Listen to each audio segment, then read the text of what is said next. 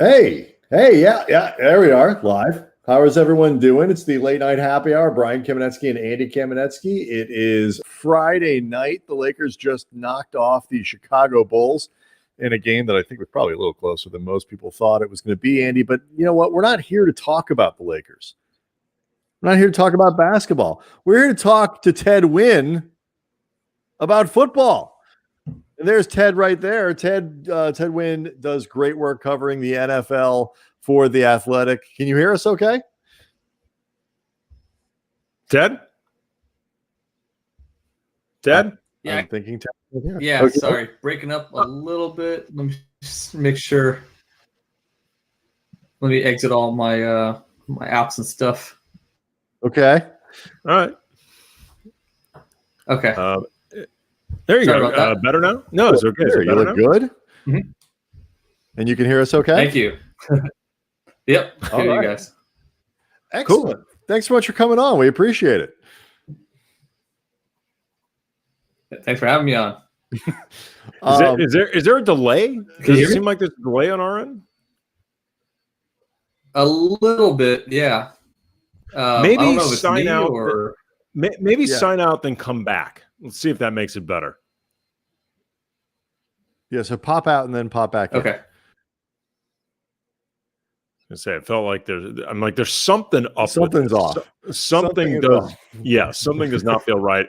As far as until Ted gets back, you had mentioned a little tighter than you would expect it to be.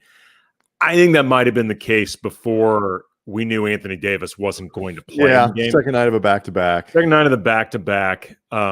No Anthony Davis, still no KCP. Mm-hmm. It is the Bulls, but the Bulls have been playing better of late. Much better there. I think they were 4-2 in their last 6. So I don't think it was out of the question that this game could actually be pretty tight. But in the end, the Lakers end up winning. Ted, how's this now? It sounds better. Smooth now. All right, excellent. Yes. Cool. That was going to be a weird conversation before then. Ted Nguyen, of course, covers the NFL for The Athletic, and it is wild card weekend. And so the Rams expanded wild card weekend. I know, 6 games this weekend. So we have brought Ted on. We'll obviously spend a lot of time on the Rams and the Seahawks, but really want to look around the league, and we also want to take a look at some of the other big stories, ranging from MVP stuff to what the hell is going on in Houston with Deshaun Watson, and is there any way the Rams could get him like this week? That would be helpful.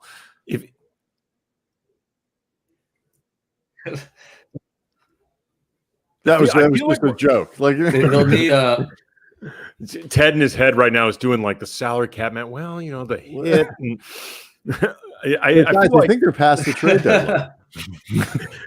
I don't think you can do that right before a game, especially when one of those teams is eliminated. It'll depend on if they could swindle Easterby into, making Jared Goff a part of the trade package. I will say this. And, in fairness to David Johnson, he was not awful with the Texans, but given how lopsided that deal was, where DeAndre Hopkins ended up going to Arizona, I would say Goff for Hopkins straight up is unlikely. Goff for Watson is unlikely, but I will never rule it out with the Texans. They're so bad at trades. I will never rule it out entirely. It would be part of a package. So it'd be like Goff and 2 first-round picks, and then you might have to throw in like a 3rd and 4th in there too. Maybe one first rounder. Not with that track record, Ted. I feel like the Texans are quickly evolving into the Sacramento Kings of the NFL, where you kind of figure that you can pull anything over on them. Yeah, I think there's a 1st-round pick involved, Ted. I just think it's going from Houston to the Rams with Watson, the way that their front office works. Like, they just have been really bad at this stuff. Yeah, but Bill O'Brien's not there anymore, so they might be slightly better. Oh, that's disappointing. But if you, I was just like thinking about how dysfunctional they've been, and it almost seems like we're like deep into the offseason, but we're not even into the offseason. we're about 5 days into the Texans season ending, and already they hired a firm to try to look for a GM for them. They completely ignore the firm, hire the GM that Easterby wanted, and then they piss off their star quarterback because they simply wouldn't even interview the head coach candidate that he wanted. And now their star quarterback's not returning their calls, and there's rumors about trades. And again, we're 5 days into their season ending. So it's kind of crazy how dysfunctional Houston has looked so already. Well, we will get there for sure over the course of this show. But I want to start with Rams and Seattle. It's the second game of the Saturday games tomorrow. It's a 1:40 kickoff in LA and Seattle for that matter. This is a kind of a fascinating game because I think if you predicted at the beginning of the year what this game would look like, Rams, Seattle, first round of the NFL playoffs, I think people would picture something a lot more explosive offensively than what most people think we're going to get tomorrow.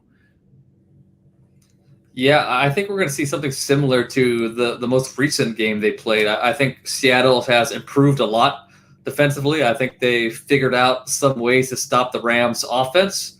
I think Jared Goff, even if he plays, I just can't see him being that effective. I mean, if that injury affects his arm strength and his accuracy at all, he doesn't have the physical tools to kind of to make up for it. He doesn't have the legs and athleticism to go out and run for a bunch of yards. And it's going to seriously hinder the way the Rams play. And I wouldn't be surprised even if Goff played, if McVay had a package for Wolford, because I think he did show some legit skills in that Week 17 game. Okay, that's an interesting question. Before we start really getting into Goff and playing our favorite game, how good is Jared Goff, which we've been playing now for like a few years, like Wolford Mania. I'm not going to lie. It was a lot of fun to watch against Arizona. I'm also wondering if the royal we, I don't even mean specifically you, but just Ted, but just like everybody has made a bit too big a deal out of John Wolford going out there and just not being a disaster.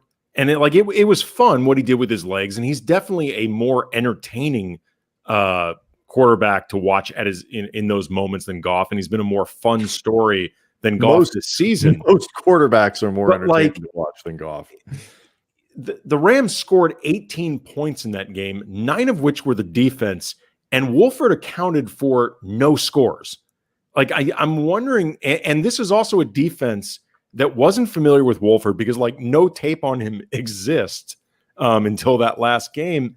And Arizona was playing without Kyler Murray, which gave the Rams the luxury of being able, if nothing else, just hold serve and not ask Wolford to do too much. I'm wondering if there's been a bit of a prisoner of the moment thing going on with Wolford.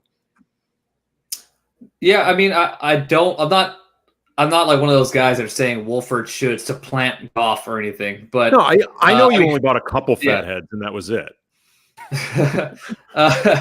I swear, I already owned a Wolford jersey before he started. I had that back tat way before that started. I have that AFF jersey. All right, I have the AFF jersey. But I mean, I do see what you're saying. I do see that there's a little too much hype over Wolford, but I do think that he did show, he made some really good throws in that game, and he made some plays with his legs. And there were some interesting plays that McVay put in for him. And I'm saying I wouldn't be surprised if there was a package in for him and maybe they use him like Taysom Hill, put him in short yardage and just throw something out there that will give Seattle something extra to think about. Okay. I guess this is the question I had with that. And not to interrupt you, Brian, because I could tell you about to ask something, but yeah, I have questions, but go ahead. How difficult do you think something like that the Rams have never done would be to implement, in a playoff game?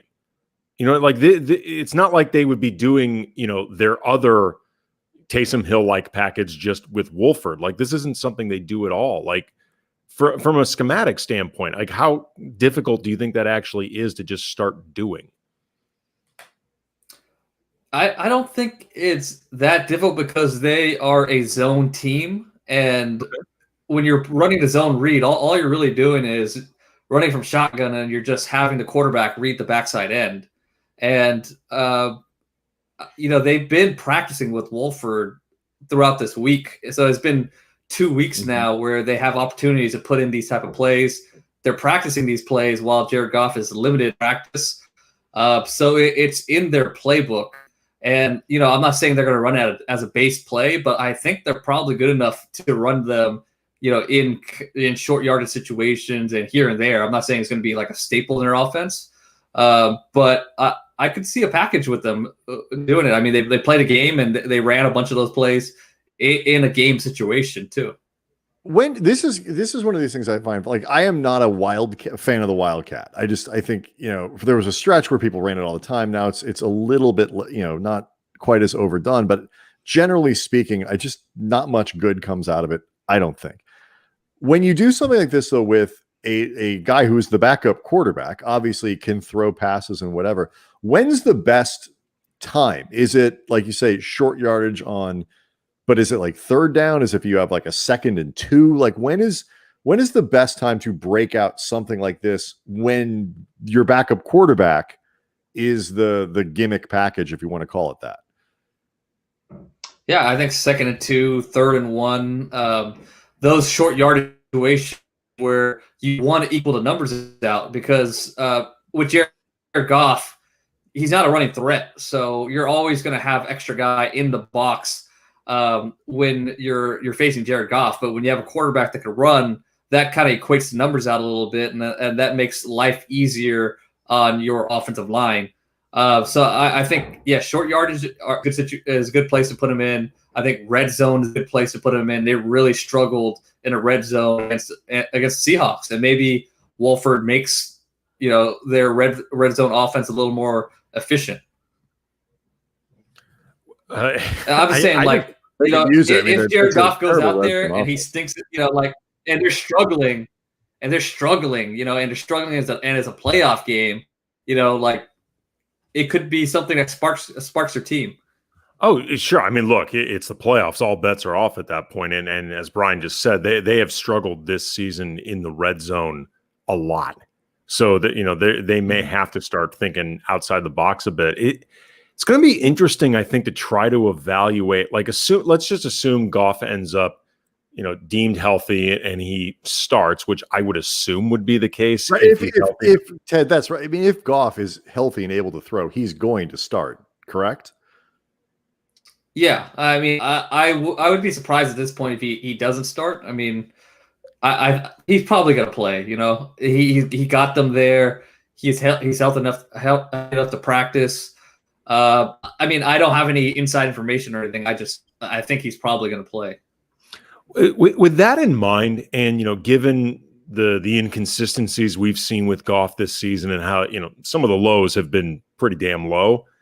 When you're taking into account the thumb and trying to figure out where he's at physically, like, if you're watching this, what would you gauge in terms of, like, okay, he's struggling, and this may be a struggle that's going to happen this whole game because he's just not physically there. He hasn't had the reps he's needed, whatever, versus over the course of a game, even really good quarterbacks can occasionally struggle through, a few possessions, or, they'll make a bad throw, things like that, like gauging what the cause would be, because the idea of, okay, we're going to pull him, that's a really big decision.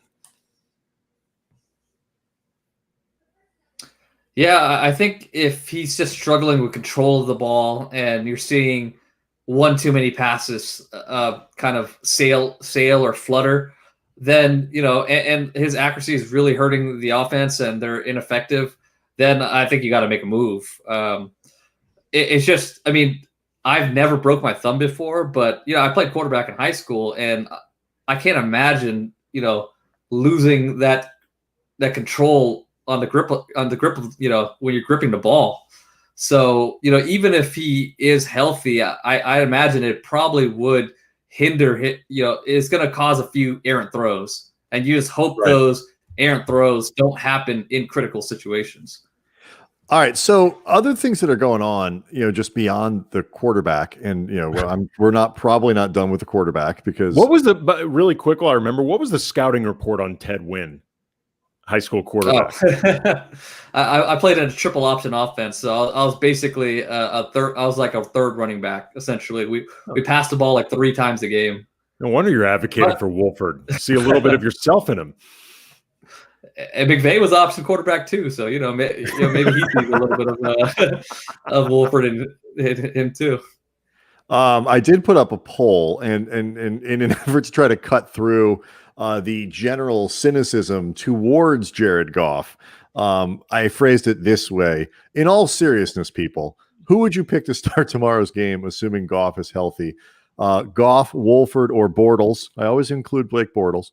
And Jared Goff is winning handily. So even a Rams fan base that is Goff skeptical, I think in a lot of ways at this point, is still like, no, you start Goff. But look around the rest of the field here, because let's just assume that Goff comes out and plays, a decent Jared Goff kind of game, where the way they play, the Rams have been using him all year, kind of a game manager, not asking to go downfield a ton and all that kind of stuff. When you look around the rest of the field, whether it's Jalen Ramsey versus DK Metcalf, whatever the Seahawks line can do against, Aaron Donald, what the Rams might be able to do with Whitworth back to open up some space for Cam Akers.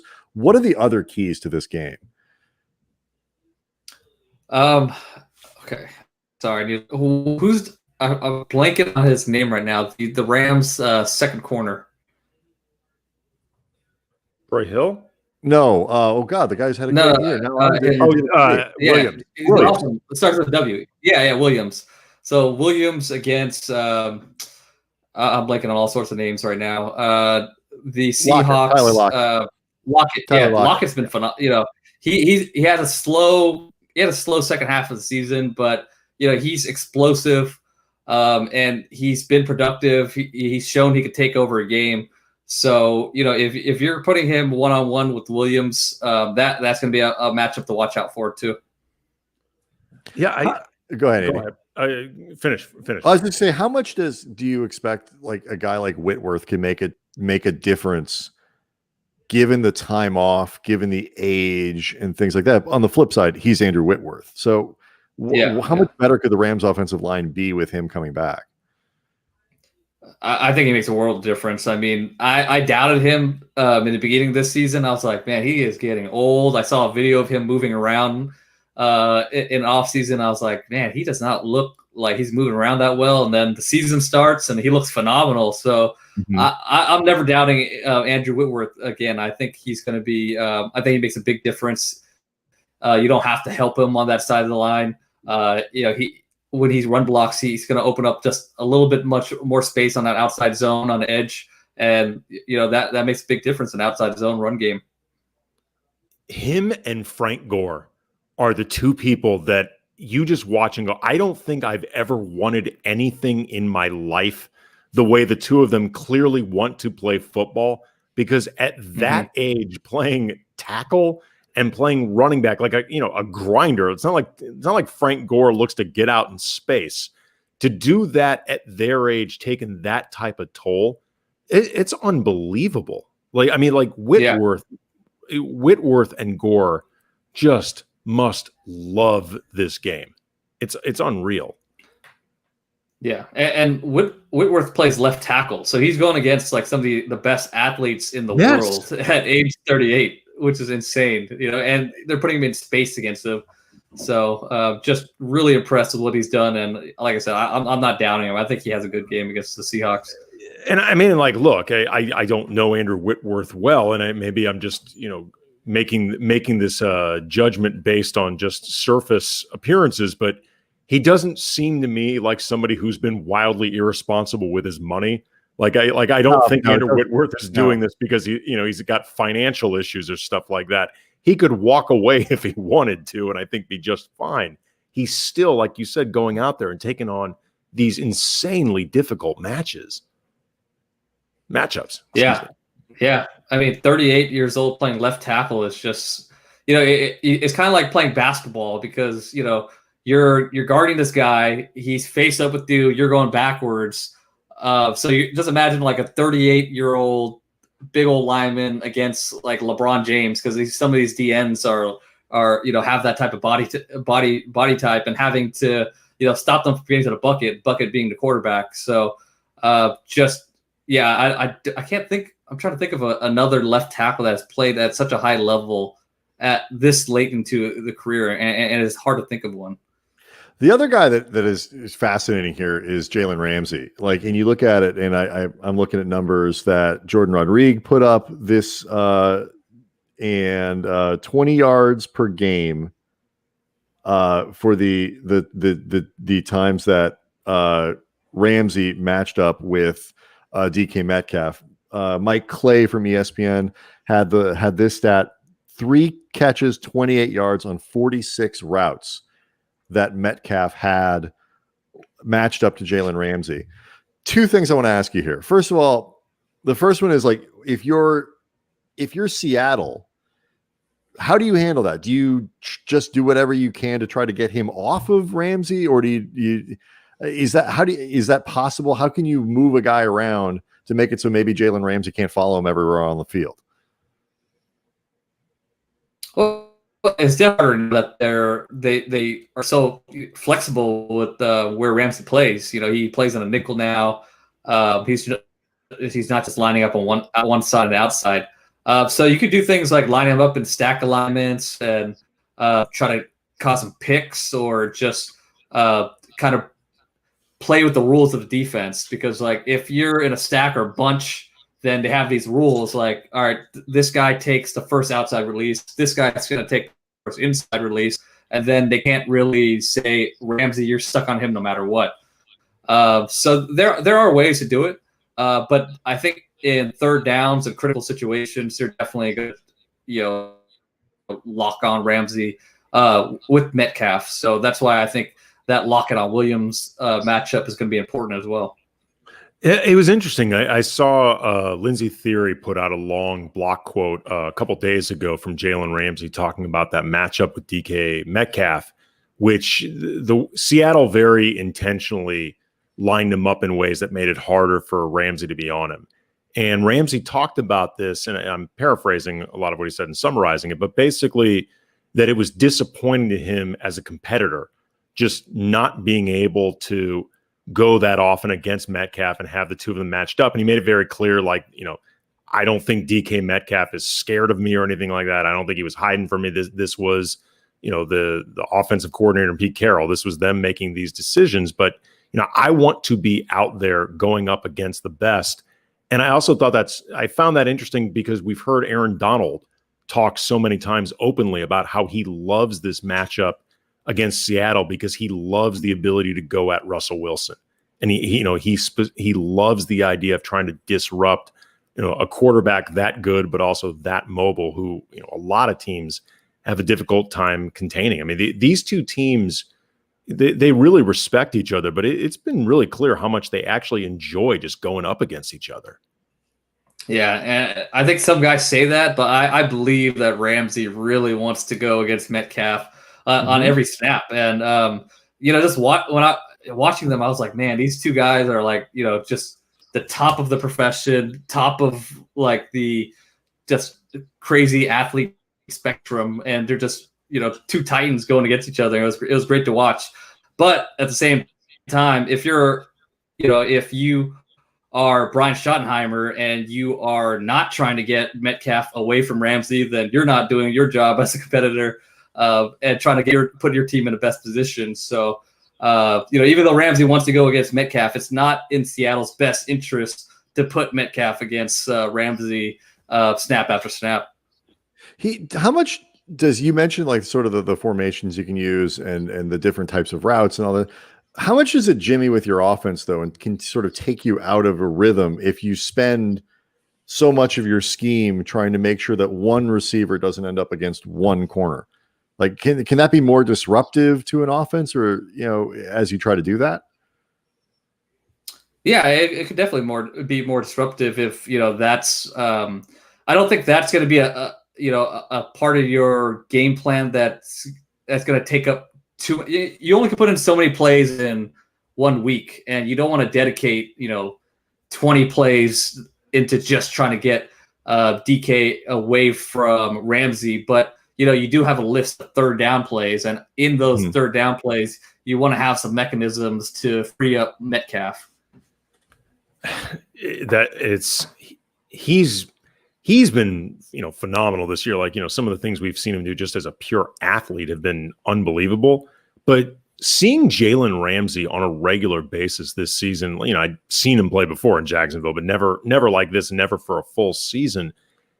His ability to erase receivers, it's as good as any corner I can recall. Yeah, I mean, he did two games. DeAndre Hopkins did the same thing against him. Like, where does he stack up, Ted, in terms of guys that get labeled shutdown with guys that you've watched? I mean, right now he's number one. I don't think there's a question that Ramsey's number one. He's just he's got all the tools you want. He's huge. He's physical. He has long arms. He has speed, quickness. He has the smarts, and he has. I think like all good corners have to want to be annoying. Like he just has a love for annoying people, and I think you have to have that at DB, and it's just part of his game. Like he just wants to annoy the hell out of the opposing team's number one receiver, and he does it. He has all the skills to back talk. The obviously the Rams have him in the defensive secondary. They have Aaron Donald in the front, and the defense has been just spectacularly good by virtually every metric that you can find in the NFL. They're the best defense around. Let's say they play a good defensive game tomorrow, maybe win a game, maybe even two, whatever it is, or maybe even if they don't. Does Brandon Staley sort of survive as a defensive coordinator this year with all of the openings that are here? Is somebody going to steal him from the Rams? There's a lot of love for Brandon Staley around the league, so I think there's a good chance he ends up getting hired by somebody else. But the one saving grace the Rams might have is the league has been trending towards hiring offensive-minded coaches. But also Staley's kind of known for having the most modern approach to defenses, and that could be really attractive to teams that want a forward-thinking coach. Yeah, it's interesting. I think because he's been known as one of the hot guys around the league right now. I've seen a lot of reports that he, in a lot of ways, is considered like the defensive Sean McVay. And Sean McVay actually found Staley because he was looking to try to find a defensive version of himself. The flip side, though, and I believe you just recently wrote about this, Ted, is Cliff Kingsbury. Not that long ago was considered like the next Sean McVay, or part of, that connection to him. And we're starting to hear some doubts about his acumen and, like the fit in Arizona with him. Let's spread some rumors that Brandon Staley's actually a moron. Yeah, that's true. The Rams want to keep him. Well, Cliff Kingsbury wasn't really part of the tree. He was just like a guy who knows Sean McVay. Right. I mean, he made a point of it. Right. He was like 6 degrees of separation from Sean McVay, and they're friends, and they're both these like young upstart, good-looking guys. Cliff Kingsbury has an amazing house. Mm-hmm. His house is unbelievable. But I always think it's interesting to see how these guys start getting that rep, and they start becoming hot, and then just how quickly that can turn around. And then you wonder, like, okay, do people start becoming skeptical about the McVay effect, things like that? Because there was a period where I think people were starting to think, okay, anybody within McVay's proximity, that guy's going to get snatched up. Yeah, and with Kingsbury's situation was really weird because he was, he was a head coach at Texas Tech forever, did not win that many games, but his offenses were great. And, he put up a ton of points. It helps Patrick Mahomes, but he did show a lot of offensive creativity. And then, I think people got a little more interested because Sean McVay wanted to hire him on his staff. And then the Cardinals just took kind of a gamble on him. And it was kind of unprecedented that, they just hire this coach that didn't have that much success in college, not a lot of pro experience. I think in Arizona, he's shown some offensive creativity, but he's also shows his shortcoming as a head coach, making some really weird game management decisions and, just making some weird offensive decisions. Like he has creative play calls, but at the same time, how he calls plays and how he calls plays in certain situations were just strange. And it lost him games. Like he directly lost him games because of decisions he's made. But at the same time, he also took the Cardinals from one of the worst offenses ever historically and made them, kind of a middle tier offense in one season. And then the next season, they're playoff contenders.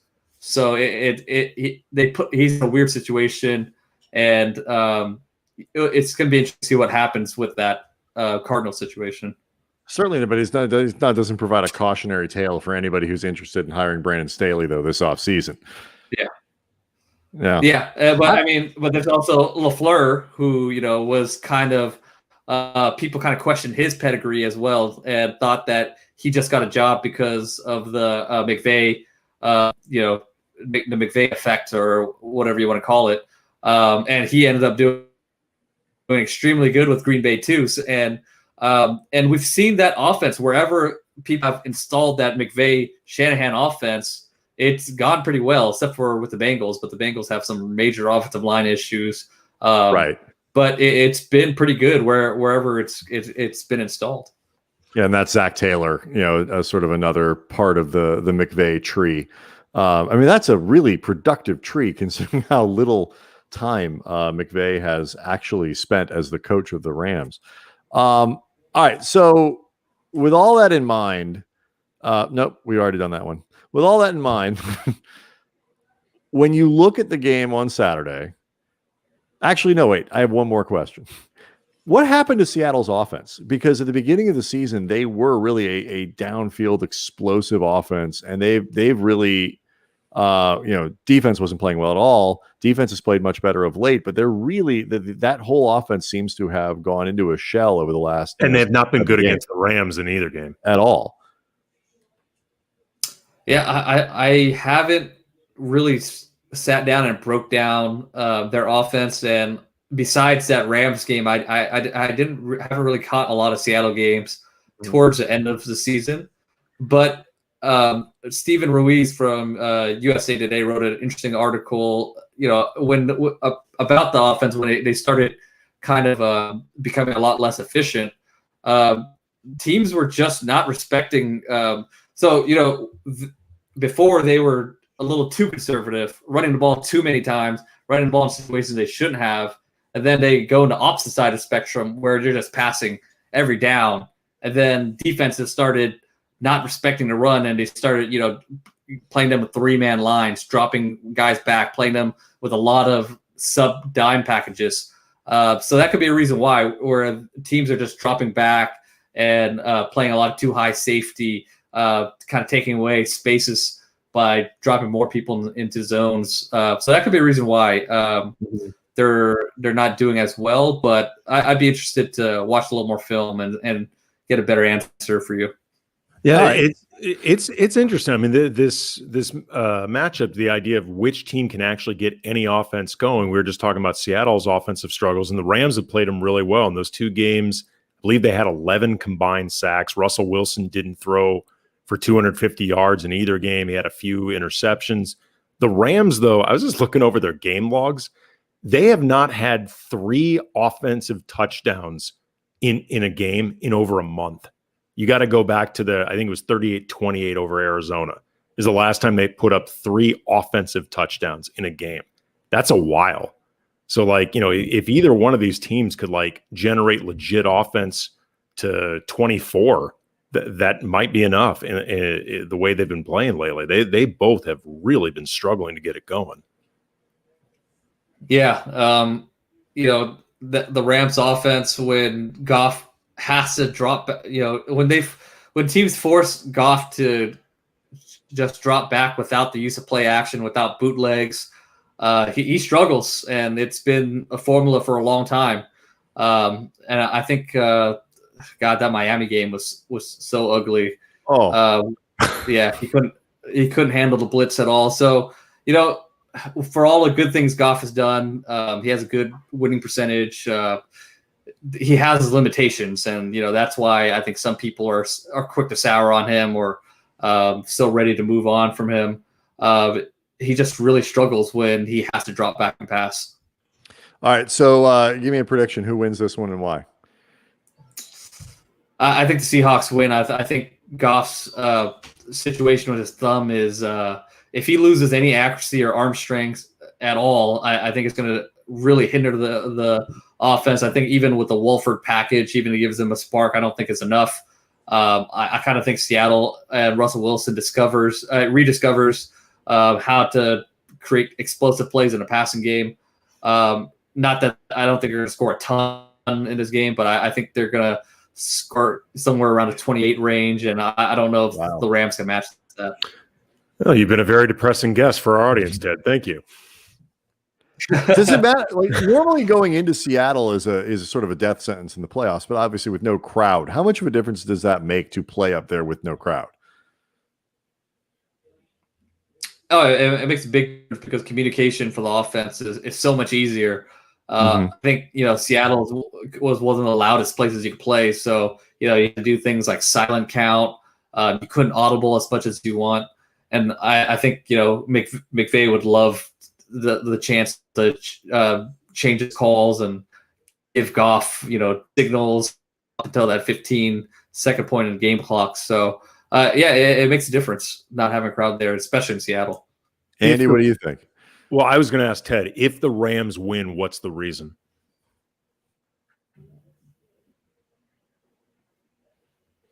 If the Rams win, I think Russell Wilson must have thrown a ton of picks. Aaron Donald had like 3 sacks and had one of his monster games.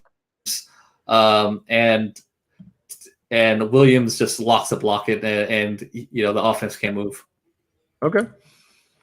That's not, and again, not an encouraging. Like that's a lot of stuff. I mean, this defense has been capable of it. We want to look at a couple other games though, around the league. So it's a big wild card weekend. There are some garbage games, but there are some intriguing ones as well. Andy, which ones stick out to you as your favorite games? I've been loving the Bills, and maybe it's just I've fallen in love with them because Stephon Diggs absolutely carried my fantasy team to a league championship this year, and they've had a lot of games on there. And I have to say, Josh Allen over the course of the season has really impressed me. Like just in you've seen improvement in his decision making, you've seen improvement in his accuracy, but he's not scared. Like he, and I don't mean that like in an intimidated type way. I mean, like he's not scared to take chances. He's not scared to put himself out there. Like he's a pretty fearless guy when he plays. Yeah, no, he's fearless in the pocket. He's he could towards the end of the season, he just out of structure. He made so many plays when there was pressure. He used his ability to get away from pressure and made plays outside the pocket.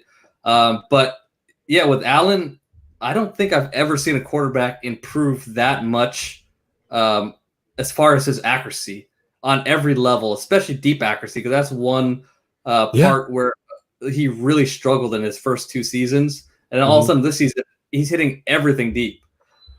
So he's been extremely impressive. And their defense also, Buffalo's defense is really good. It gets overlooked a lot because their offense is so explosive, but that defense is legit. Yeah, they got better. They started off the season slow, and they've definitely improved a ton towards the end of the season. So I'm really impressed with the Bills and what Sean McDermott has done. Brian Dabble has really put together a really great offense that kind of accentuates Josh Allen's skills as well. Are they pretty clearly the second best team in the AFC, you think? I think so. I said a few weeks ago, I think it's going to be Chiefs and Bills in the AFC Championship. Mm-hmm. How close? So yeah, I mean, I assume that. I mean, you look at the rest of the teams, and Indy, not a bad team, but there are a lot of good teams, but not necessarily a lot of teams that feel potentially great in the AFC. How close then are the Bills to Kansas City? I can't ever doubt Patrick Mahomes, but he hasn't been playing that great towards the end of the season, especially against the Falcons. He was off, and this season he's missed a lot of easy throws. Mm-hmm. I don't know what it is, but he's missed a lot of layup throws, but he's been able to make up for it because when he has to, he'll kind of turn it on and make these crazy, insane Patrick Mahomes passes. But throughout the course of the game, he's missed a lot. So yeah, it's I think right now. Yeah, I was going to say, watching them over the course of the season, like Mahomes has been really amazing at digging the Chiefs out of holes. But then you wonder, like, okay, how many holes can you dig yourself out of? The more the competition gets better, and also against a team that's had extended time to scout for you, all that stuff. Like, they're obviously a great team, and I mean, they've been the best team in the league, but just they haven't looked as sharp in ways that it hasn't felt like it's a Super Bowl hangover or anything like that. They just it's been weird watching them. Is there anything you've noticed that might account for what you're talking about? Like I said, the only thing they definitely have a lot of offensive line issues because that interior line is pretty beat up, and losing KO was a big blow.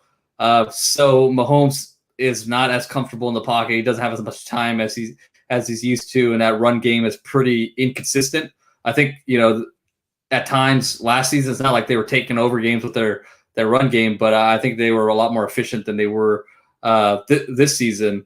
But I think, he's just been missing some passes, but it could be kind of like a Golden State Warriors type situation where they're just not as focused during the regular season, and maybe they just turn it on in the postseason and they look like the old Kansas City Chiefs. But I think Allen has definitely outplayed Mahomes towards the end of the season. What does it do? Same kind of thing with it. I mean, he's in a normal year, you might expect the Chiefs to go through and they have the home field the entire way, which obviously with the expanded playoffs it's a nice benefit. They get a home field, a bye week, I should say, too, that the second team wouldn't normally get. Is this a year though where there's going to be just more parity, you think, up and down the playoffs, more potential for upsets just because home field advantage means less this year than it typically does? Yeah, I think home field definitely means less than it typically does for all the issues we talked about earlier, where offenses can audible clearly. They don't have to do a silent count. All those things. So home field matters less. And the top two teams are Kansas City and the Bills, but at the same time, like, I wouldn't be surprised if the Steelers, with that defense and that pass rush, surprise people and beat one of the big teams. So I do think there are potential for some upsets in the AFC. Okay, so let's jump to that, because I'm not. I mean, I guess the Browns are a bit of a mess right now, and that's sort of unfortunate given how long it took them to get back to the playoffs. So you think the Steelers are good? Because they were one of the more unimpressive, 10-0 or 11-0 teams, I think, in NFL history, or whatever they were. At this point, that you're buying them as a kind of a sleeper pick? I don't think they're good, but I do think they have the potential to upset teams because they have that pass rush. I mean, that pass rush to me is the best pass rush in NFL. Anytime you could affect quarterbacks that way, you could wreck a game plan. And we've seen Ben Roethlisberger just go on, like he can look crappy for a half, and then all of a sudden he'll turn it on and they'll start scoring some points. I think that offense is seriously flawed, but at the same time, I could see them going on runs if they need to. They have a lot of receiving talent, and Roethlisberger can just turn it on at times, like that second half of the Colts game. Well, I mean, this would be a real test of it because it hasn't even just been a half where he's looked crappy this season. There's been like a few games where he's looked spectacularly awful, like just like a shell of himself. So it would really test just the idea of, he's been a big game guy over the course of his career. And, sometimes that gets tossed around in platitudes and stuff like that. But there are certain guys who just are really good in that setting. And maybe we'll just see that with Roethlisberger. Yeah, I think that's just how I have Roethlisberger in my head. Even though I've seen him play so crappy this season, Woo! I just have like this I don't know, maybe I'm wrong, but I just this idea that he's a big guy. He has potential to just show up in a big game and look like the old Big Ben for maybe a half, and maybe that's enough if the pass rush is good enough. What game do you look at as as the most interesting of the weekend? Leaving aside the obviously if it happens to be Rams Seattle, because we spent a lot of time on that of the ones we haven't talked about. I'm really excited to watch the Titans and Ravens game. Yeah. The Titans defense is nowhere near where they were last season with Dan Pease. And I think Baltimore kind of found its footing towards the end of the season. And I think, Lamar Jackson got a lot of flack for how he played against the Titans last season in the playoffs, but I didn't think he played that bad. There were a lot of drop passes. I think there were like 7 drop passes in that game. One of them ended up being a pick. He ran for a ton of yards against the Titans, but they struggled in the red zone. So it's going to be interesting to see that rematch. And I love what Arthur Smith is doing with the Titans offense. So I think that has potential to be like a high-scoring game that ends up being the game of the week. How well does Lamar have to play to kind of get the sort of playoff thing off his back? I mean, is it, even if they win or don't win, how well does he have to play?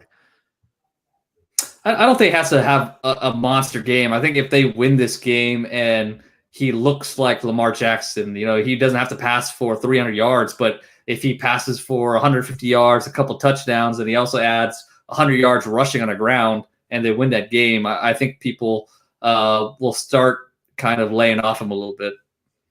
How good do you think Tampa is? Because there are times when I've seen them play and, they look pretty impressive. And there are other times where they're a mess.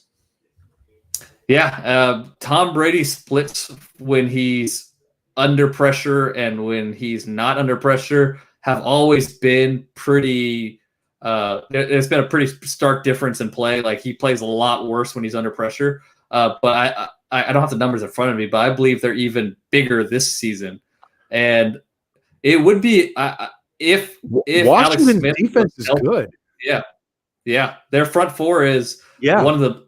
I would say they're probably second to the Steelers. Like they're a legit front four. And if Alex Smith was healthy, then I would be looking at Washington as a potential upset pick against Tampa Bay, because I think that front four is really going to affect Tom Brady. Yeah, I thought that was interesting. I mean, just because he's in his prime, Tom Brady couldn't move, much less now. But that the same disruption that you talked about with the Steelers front four, Washington has that. Just that notion of disruption. How valuable is that in the playoffs? Just that idea of pure disruption, or just the ability just to create chaos. Oh, it's huge. I mean, you have the pressure of the playoff game already, and then when you're running around, and you can't get you can't feel comfortable. You can't feel like you're into the game. You can't feel like you could be in rhythm and make your reads. I think it flusters you even more. And and you know, it's been proven like passing is how you win games. If you struggle in a pass game, it's hard to win. And when you have pass rushers that can affect the game without blitzing and compromising the coverage, it's huge. I just don't think Washington has the offense to really threaten the Buccaneers, especially if Alex Smith doesn't play. But is Tampa a Super Bowl caliber team? I think they are, but that defense is so strange because they were so dominant in the beginning of the season, and then they just fell off a cliff. But they don't have a lot of major injuries, too. But they have a really good run defense, but I think their corners are what makes them susceptible. And I think Tom Brady is going to play good enough to make a legit playoff contender. Obviously, Mike Evans' health is going to be a big issue if he's able to play this week, or and he's going to look like a healthy Mike Evans throughout the playoffs is going to be a big issue as well. So who do you think is the? I mean, if Green Bay is the best team in the NFC, who is next? I mean, how many teams out of the NFC do you think have a legitimate chance to make the Super Bowl? See, I got to pull it up right now. Look at everybody. Well, you got it's Seattle. I mean, it's Seattle, the Rams, Tampa. Oh, the Saints, and Washington. And yeah, Chicago. I think the Saints are the Saints are second best. I think their defense is legitimate. The only thing that scares me about the Saints is how Drew Brees has performed in the playoffs in the last few seasons. Mm-hmm. But I think their run game is good enough to where they don't, and their defense is even better than it has been in the last couple of seasons, where they don't have to rely on Brees to score 30 points. But I think their defense is legitimate. They also have a really good pass rush, some stingy corners, and Alvin Kamara is just playing on another level right now. We got some old ass quarterbacks in the playoffs this postseason. I mean, Brady, Rivers, Roethlisberger, Breeze, like these guys are really getting up there. Like it's crazy to think that they're all still playing. Like they're all still playing. They're all still going to be starting quarterbacks in the playoffs. It's kind of nuts, man. Yeah, and this might be the last season we see a bunch of them. Like Breeze is done after this season. Yeah. He's got that TV deal. Roethlisberger, I think he might be done, but he's threatened retirement before, but he kind of talked about it during this season. Rivers is probably done if the Colts decide to go make a trade for a younger quarterback like Carson Wentz. So yeah, enjoy these guys. It might be the last time we see them. Yeah, Carson Wentz. Oh man!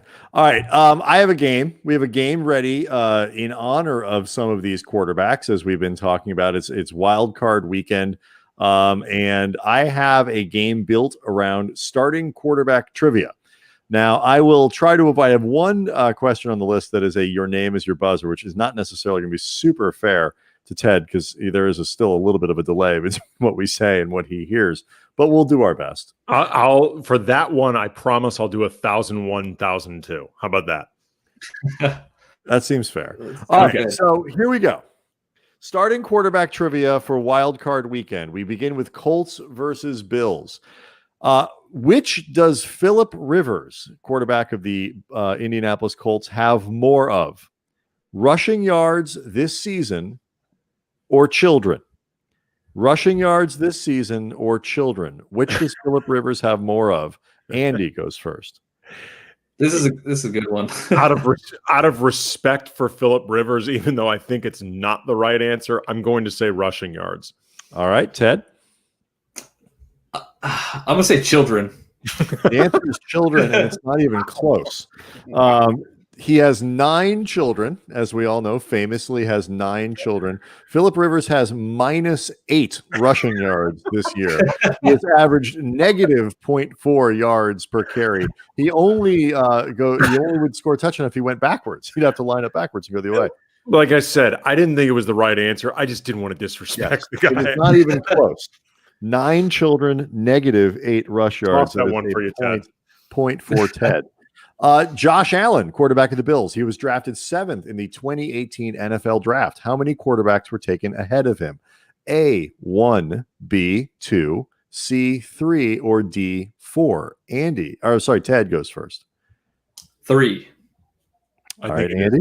I think it is 3. No, you're both wrong. The correct answer is 2. So it's just Darnold and Rosen? I thought it was Darnold, Rosen. Oh, no. Rosen was drafted after. That is correct. It's Darnold and Baker Mayfield. Okay. That's it. Oh, yeah, you're right. No points for anyone. Right? Yeah, so it was just the 2. Okay. All right, moving along. Rams versus Seahawks. Russell Wilson. He is known by many people as Danger Russ. See how they do that with his name, Danger Russ? You know what else is dangerous, guys? Hippos. How many people are killed on average every year by hippos? Closest to the pin wins. How many people per year are killed on average by hippos? Andy, you go first. Closest to the pin. You can go over. It's okay. Just closest to the pin. Probably fewer than were killed by this question. Well, that's a good question. the segue, I connected it. Yeah, the segue was just totally smooth. You didn't see it coming, did you? Nothing convoluted about it. I'm going to say dangerous animals. It's not convoluted at all. I'm going to say 328. All right. Ted? I'm going to say 113. Oh, Ted, you are grossly underestimating the danger quality of the hippopotamus. The correct answer is 500. 500 people a year are killed by hippopotamuses. Andy, with your guess, is significantly closer than Ted. Only crocodiles, dogs, and snakes are more dangerous, killing more humans on average per year than the hippopotamus. So kudos to them. I didn't think that many people had access to hippos. And you would think by now they'd be more careful for those people who do. It is 1-1. Here we go. Jared Goff. According to Wikipedia, Goff has an enzyme deficiency that hurts his body's ability to break down protein, making him unable to process. So you were saying break down defenses. I thought you said break a tackle. Ouch. Tough crowd. So it makes him unable to process red meat. How much ground beef is consumed in America per year? Presumably not by Jared Goff. Oh, man. These segues are great. Jared Goff is presumably not adding to this count at all. But how much ground beef is consumed in America per year? Closest to the pin, you can go over. Ted, you go first. How much ground beef consumed in America per year? In pounds. In 100 pounds. tons. That's not a pound. Nope, gotta go pounds. We need pounds. Oh man. Okay, people are gonna laugh at my math and conversion right now because I can't think. It's too late. I would say 500 million. All right, 500 million pounds of red meat made up of ground beef. It sounds like Dr. Evil. 500 million pounds of ground beef. Andy, how much ground beef is consumed in America? I gotta say, to the pin without going over. You know, the plant-based diets have really taken a. Look again, Jared Goff is not contributing to this because his body can't break down red meat. I'm gonna say 499 million pounds. That is incorrect. Ted wins this one. You're both way off, though. The correct answer is 27.3 billion pounds of ground beef is consumed in America per year. That comes out to about 108 pounds per person. Wow. 108 pounds per person, 27.3 I billion pounds per year. Wow. I'm way under. Way under. Ted is up 2-1. Tom Brady famously wrote a hardcover book about the TB12 method, which is nicely bound and big and expensive, and you can put it on the coffee table. It's a nice coffee table book, but not the most famous coffee table book of all time. That belongs to Cosmo Kramer on Seinfeld, who famously wrote a coffee table book about coffee tables. What was the name of that coffee table book? A, Coffee Tables, A History. B, A Table for Your Coffee. C, the Coffee Table Book of Coffee Tables, or D, Coffee Table Chimerica? Andy, you go first. Coffee Table, a history, a table for your coffee, the Coffee Table Book of Coffee Tables, or Coffee Table Chimerica? I think it's C, the third one. The Coffee Table Book of Coffee Tables. Yeah. Ted? I like B. A table for your coffee. The correct answer is C, the Coffee Table Book of Coffee Tables. And Andy, by Kramer, just says by Kramer. Andy, you have tied things up at 2. Taylor Heineke, who is expected to start for the Washington football team, was undrafted in the 2015 draft, but did sign with the Minnesota Vikings and eventually made his way to Washington. He went to Old Dominion University. Go Monarchs. How many players from Old Dominion have been drafted into the NFL? Closest to the pin. Ted, you go first. How many Old Dominion University players have been drafted into the NFL? Say 3. That was actually going to be my answer. I'm going to say 5. The correct answer is 2. There have been 2 Old Dominion Monarchs in the history of the world that have been drafted into the NFL. Ted takes a 3-2 lead. This is a nail biter. Lamar Jackson, we're on to Ravens versus Titans. First entered the lineup when Joe Flacco went down with an injury. Joe Flacco was the Ravens starter from 2008 until Jackson replaced him. Which Ravens started the most games in 2007, the season before Flacco arrived? A, Steve McNair, B, Kyle Bowler, or C, Troy Smith? Ted. Steve McNair, Kyle Bowler, or Troy Smith? Who started the most games in the year before Joe Flacco arrived? Say Troy Smith. Andy. Yeah. I'm going to say Bowler. The correct answer is Kyle Bowler. Andy ties things up at 3. Kyle Bowler had 8 starts that year. Steve McNair had 6, and Troy Smith had 2. Andy, you didn't like the segue to the Hippos. You're going to love this one. Ryan Tannehill plays for the Titans, who were, of course, once the Houston Oilers. Of course, the most famous Oiler of all time, Wayne Gretzky of the Edmonton Oilers. Which is the bigger number? I don't mind that one. Which is the bigger number? Rushing yards for Ryan Tannehill for his career, or career points for Wayne Gretzky as an Edmonton Oiler, just as an Edmonton Oiler? More rushing yards for Ryan Tannehill in his career, or more career points, that's goals and assists, Andy, for Wayne Gretzky as an Edmonton Oiler? Andy, you go first. Was Edmonton his original team? That is correct. I'm going to say Gretzky. Okay. Ted? It's got to be Tannehill, right? No, it doesn't have to be. Was that your answer? I think it's Tannehill. The correct answer is Wayne Gretzky, but it's a lot closer than you'd think. Gretzky had 1,669 points in his Edmonton career. Ryan Tannehill has 1,661 rushing yards. Okay, so it's 4-3. Yeah.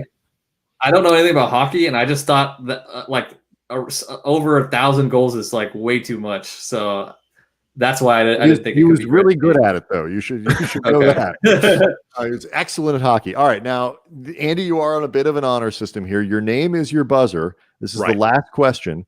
Andy is up 4-3, but Ted, you are in luck because the last question is worth 2. So you can come out ahead here. Your name is your buzzer.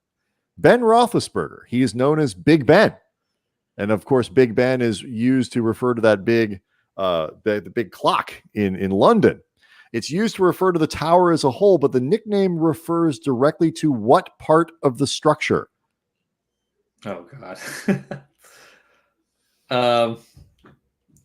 Have at it, Ted.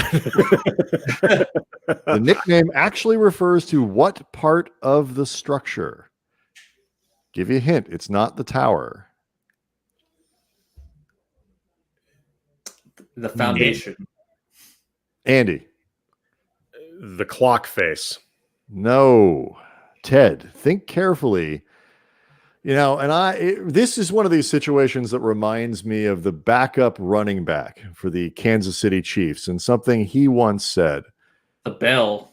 Oh, Ted, that's right. and you squeak out a victory 5-4. Big Ben refers to is actually the reference to the bell itself that rings, not the entire clock tower. Congratulations, Ted Nguyen. You have won Wild Card Weekend starting quarterback trivia. I wasn't aware if I waited long enough I would get hints. Like nobody told me. Well, no, you wouldn't have. That was just for Ted. No home field advantage here, just like the playoffs. Seriously, man. Monty 10 says the fix is in. That is correct. All right. Well, that was exciting. Are you really sure you didn't like the hippo question? It was it was both awful and glorious. I mean, wasn't it to find out that hippos kill 500 people a year? That part I liked. It was the way we got there. Well, it was entertaining to see how you use names and turn them into questions. Okay, let me ask you this before we let you go, Ted. Before we let you go, Ted. The technical correct answer to what animal kills the most people per year is the mosquito. And then there are a bunch of like tapeworms and things like that. And I am correct for eliminating all of those from the list. Those aren't really animals, right? Like when you think of an animal, you don't think of a mosquito, right? No. Yeah, when I think about an animal killing somebody, it's like mauling them or eating them, Right. It's not a tapeworm. Yeah, slowly it's a disease that actually kills them. Yeah, I was just going to say that's different. That's not so much like an animal being vengeful. Like the way I look at it is, if you wouldn't watch it on the Nature Channel, it's not killing. Yeah, like nobody's going to watch somebody get bit by a mosquito and just slowly die. Like that. No. That doesn't make for good viewing. No, and I will say this, and I did see one list, and this really makes you think. The non-insect animal that kills the most humans, other humans. Yeah. Mm-hmm. Think about it. Mm-hmm. Deep. It is. It was a very deep list. So I just kept scrolling until I got to hippos. I guess they are right when they say guns don't kill people, people kill people. People and hippos kill people. Think about mosquitoes. People. Let me tell you, armed hippos, they're dangerous. If you could teach them how to pull the trigger. Oh yeah. All right, Ted Nguyen. He covered checks on hippos. 500 people a year, and as Ted says, I didn't even. All with guns. Every single one. Oh, did you get mauled by a hippo? No, I got shot.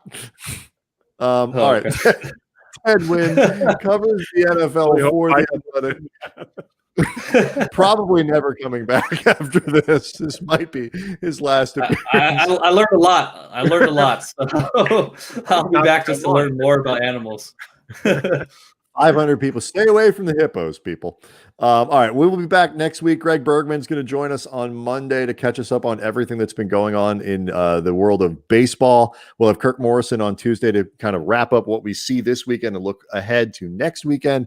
And Wednesday, Bill Handstock, who we rescheduled from this weekend, we are going to have a WWE and a wrestling conversation on Wednesday. That's going to be a ton of fun. We'll see everybody next week. Have a great weekend. Donkey